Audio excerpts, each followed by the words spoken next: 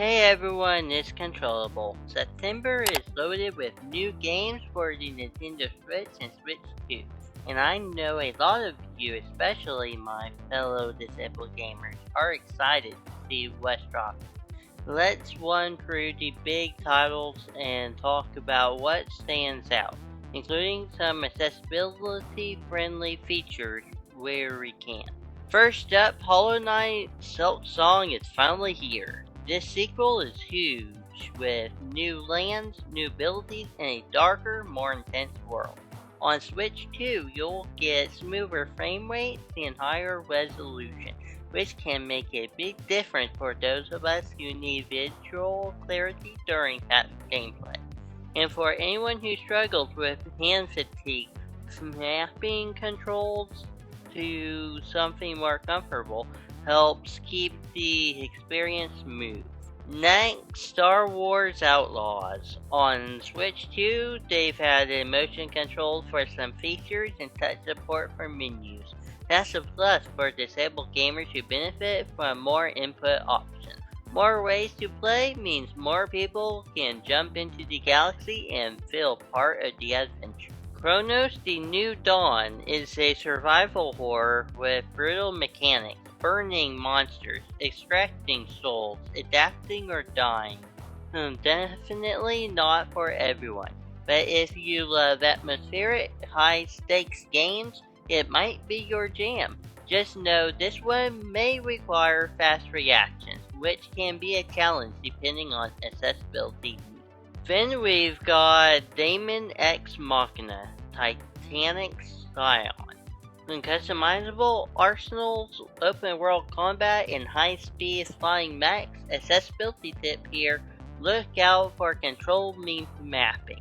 Because with games like this, being able to tailor buttons to your comfort level is essential. Sports fans, NBA 2K26 is out. It uses new Pro Play features to make animations even smoother and more realistic. What I'm hoping and keeping an eye on is whether 2K finally delivers better accessibility menus and controller assist modes, because basketball is for everyone, no matter how you play. On September 17th, Strange Antiquities drops. You want an occult antique shop and explore mysteries, and yes, you can pet the cat. This one's more slow-paced and text-driven, which makes it great for gamers who need a break from Twitch-heavy gameplay. September 25th brings Sonic Racing CrossWorlds. Racing across land, sea, air, and even space sounds wild.